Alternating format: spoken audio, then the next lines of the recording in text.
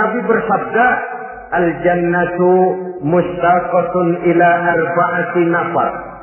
Surga rindu, surga kangen kepada 4 macam manusia. Ini model. Biasanya manusia yang kepengen benar masuk surga, ini malah surganya yang rindu, kangen benar kepengen dimasuki oleh 4 macam manusia. Siapa mereka? Pertama, saliyil Quran.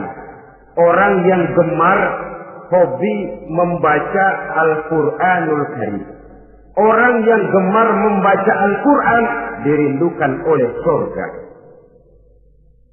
Apa membaca sekedar membaca? Ya, membaca Quran kan beribadah, dari sebab membaca itu mengerti atau tidak mengerti artinya.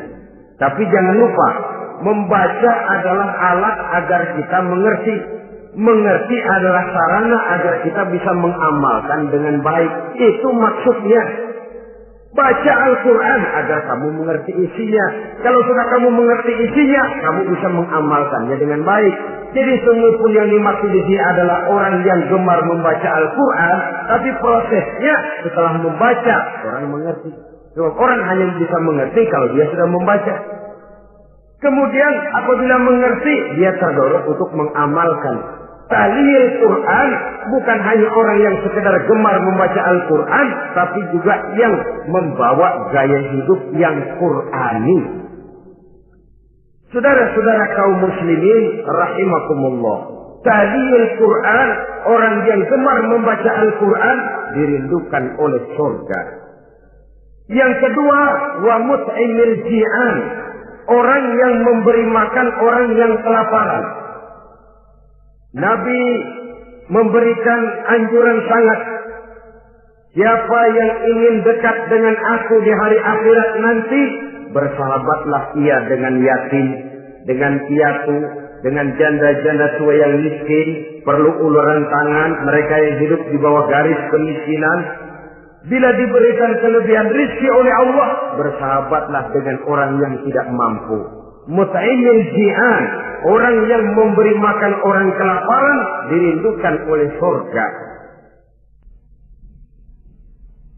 Saudara-saudara kaum muslimin rahimakumullah, demikian besar perhatian Islam terhadap kepekaan sosial, terhadap kesetiakawanan sosial ini, sampai dalam ayat Al-Quran dijelaskan oleh Allah Subhanahu wa taala, أرأيت الذي يكذب بالدين فذلك الذي يدع اليتيم ولا يحض على طعام المسكين. Tahukah kamu, kata Allah, siapa orang-orang yang mendustakan agama, beragama tapi dianggap mendustakan agama. Kalau sudah dianggap mendustakan agama, artinya imannya dusta, dia sholatnya dusta, dia puasanya dusta. Siapa mereka itu? Fadzalika allazi yad'ul yatim. Mereka orang-orang yang meninggalkan, menyia-nyiakan anak-anak yatim, wala yahuddu ala ta'amil miskin, dan tidak memerintahkan untuk memberi makan kepada orang-orang miskin. Kepada yatim kejam, sadis, tidak punya kemanusiaan sama sekali. Maka mungkin kita yang rajin sholat, mungkin kita yang sudah 4-5 kali berhaji, bisa saja terhalang masuk surga. Karena di sebelah rumah kita ada anak yatim piatu, merintih kelaparan, menggigil kedinginan. Kita tahu kita mampu dan kita diam saja, tidak mau memberikan pertolongan. Itu yang mungkin bisa menghalangi kita untuk sampai ke surga. Oleh karenanya, salah satu jenis manusia yang dirindukan oleh surga, mut'imil ji'an, orang yang memberi makan orang yang kelaparan. Yang ketiga, orang yang dirindukan oleh surga, wasa'imina fi Ramadan, orang yang melaksanakan ibadah puasa di bulan suci Ramadan. Dan yang keempat, ini yang ada kaitannya dengan masalah kita, wa hafizil lisan. Salah satu manusia yang dirindukan oleh surga ialah orang yang pandai menjaga lidahnya. Artinya dia bisa menempatkan diri, kapan waktunya bicara, kapan waktunya diam. Orang bilang memang kalau bicara itu perak, diam itu emas. Maksudnya diam lebih berharga daripada bicara. Tapi orang memang harus pandai menempatkan diri. Artinya tahu kapan waktunya bicara, kapan mestinya diam. Kalau waktu diam dia bicara, namanya dia tidak tahu diri. Kalau harus bicara dia diam, dia namanya juga tidak mau menyampaikan sesuatu yang seharusnya dia sampaikan. Sama saja ada orang bilang sedikit bicara banyak bekerja. Sebenarnya harus seimbang. Banyak bicara harus banyak bekerja. Biasanya kalau sedikit bicara banyak bekerja itu dua kemungkinan. Kalau nggak main catur, maling. Yang namanya maling bicaranya sedikit. Maling buka jendela lalu berbisik sama temennya, udah tidur. Ngomongnya segitu, selebihnya dia kerja serapi-rapinya. Sebaliknya, banyak bicara, sedikit kerja, bahkan nggak pernah kerja, orang gila. Coba dia lihat orang gila, ngomong melulu, kerjanya nggak ada. Jadi oleh karena itu memang harus seimbang. Pendeknya kita harus tahu kapan mesti bicara, kapan mesti diam. Kalau menghadapi kebatilan kita diam, kata Nabi, as-sakitu 'alal batil syaitanun asraf. Orang yang diam menghadapi kebatilan, setan ganggu. Masya Allah, saudara-saudara. Ada munkarat, ada maksiat, ada kebatilan, ada kezaliman. Dia diam tidak mau menyampaikan yang benar, itu setan ganggu. Sehingga dikatakan ulil haqqa walau kana murran, sampaikan, katakan yang benar walaupun pahit. Dan memang menyampaikan kebenaran bukan main pahitnya, bukan main getirnya, banyak resikonya.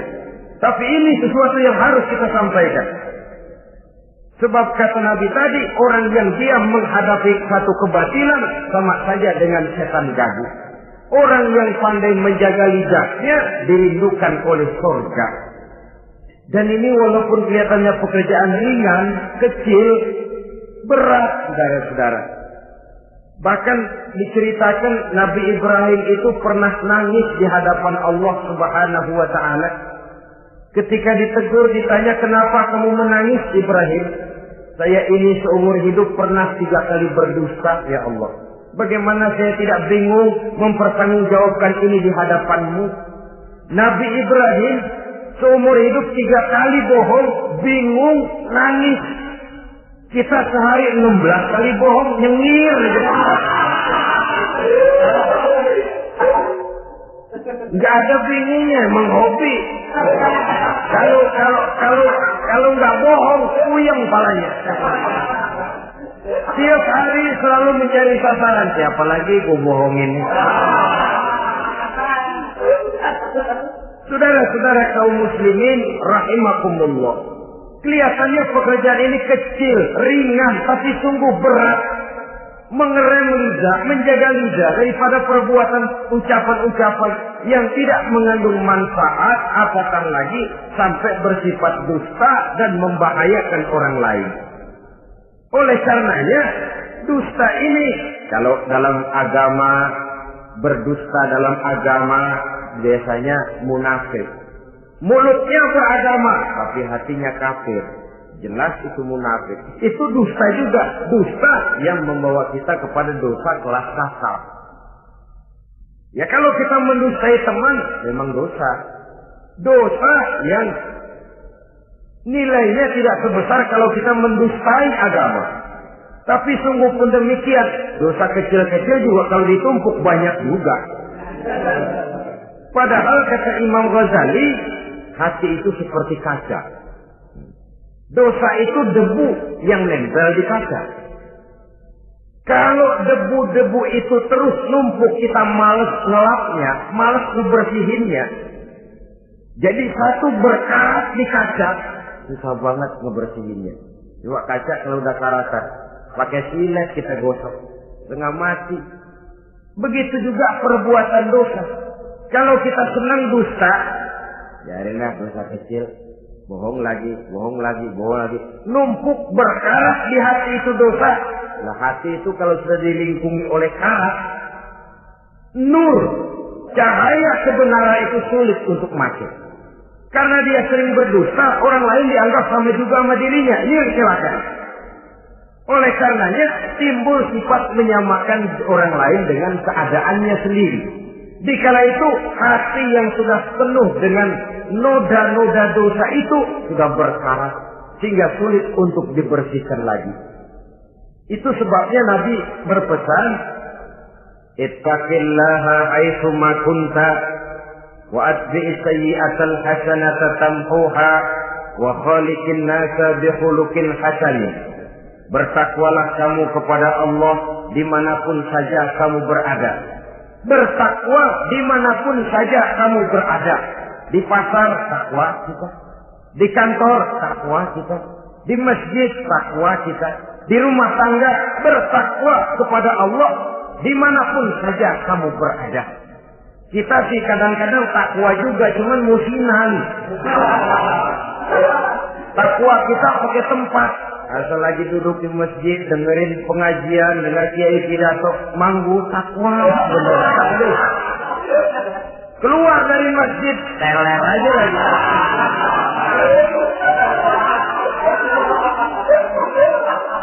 Takwa juga kita cuma pakai tempat. Nabi pesan dimanapun kamu berada, ittaqillah haitsu ma kunta. Bertakwalah kepada Allah dimanapun saja kamu berada.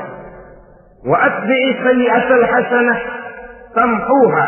Ikuti perbuatan salahmu dengan kebaikan, niscaya kebaikanmu akan menghapus kesalahan yang kamu kerjakan. Kalau sadar kita, ya Allah tadi berdusta, astagfirullah, perbanyak istighfar. Ikuti. Jadi begitu tuh kaca kena debu, lap. Kena debu lagi, dilap lagi. Kena debu, dilap lagi. Insya Allah tidak sampai berkarat. Jangan lalu nunggu. Ntar aja dah taubat, udah tua-tuaan dikit. Kayaknya umur dia yang ngatur. Saudara-saudara, oleh karenanya ikuti perbuatan salah dengan kebaikan. Terselip kita berbuat salah, iringi dengan sedekah. Terselip kita melakukan dosa, iringi dengan istighfar. Melihat sesuatu yang haram, astagfirullahaladzim. Lalu dipalingkan, jangan mulut astagfirullah, mata melotot.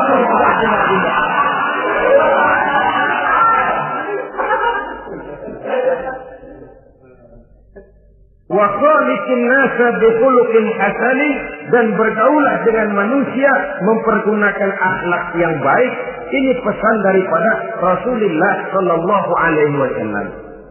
Jadi oleh karenanya dusta dengan seluruh akibatnya ini bisa menimbulkan bahaya bagi diri sendiri, bagi rumah tangga, dalam pergaulan, dalam usaha, dalam masyarakat, bahkan pada akhirnya bagi kehidupan satu bangsa dan satu negara. Lidah yang kecil tapi besar akibatnya bisa menyengsarakan manusia atau menempatkan manusia dalam satu posisi yang tinggi. Kalau kita adakan satu perbandingan, Nabi Ibrahim seumur hidup 3 kali saja berdusta, nangis di hadapan Allah. Kita yang hampir tidak ada hari, ya, kalau orang sekarang bilang tiada hari tanpa olahraga. Rasanya kita kalau mau jujur bisa juga bilang tiada hari tanpa bohong. Pernahkah kita menangis menyesali dusta yang sudah kita lakukan? Berapa banyak orang yang sudah kita janjikan kita gantung dengan janji itu. Padahal dia punya hajat yang demikian sangat bergantung kepada kita. Tapi lidah ini enak saja. Gampang dah. Tar. Sok. Gampang dah itu mah. Beres dah beres. Enggak ada yang enggak beres. Semuanya kalau lidah kita beres, gampang, ntar, besok, enak, endah aja.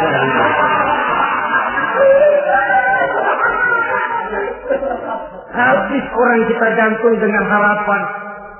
Padahal kita tidak bermaksud memberikan harapan itu.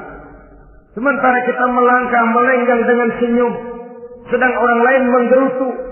Saudara-saudara kaum muslimin rahimakumullah, ini pada gilirannya akan kembali penyakitnya kepada diri kita juga.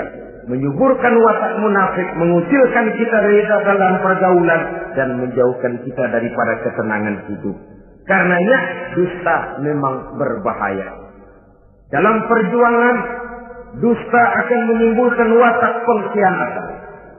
Dusta juga bisa menyebabkan munculnya musuh-musuh dalam selimut, yang pura-pura berteriak membantu perjuangan tapi di belakang mencari titik kelemahan kita.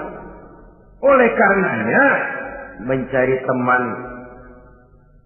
yang bisa diajak tertawa itu gampang. Mencari teman yang mau diajak menangis itu sulit.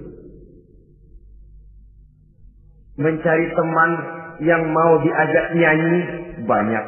Tapi mencari teman yang mau diajak berkeluh kesah itu yang langka.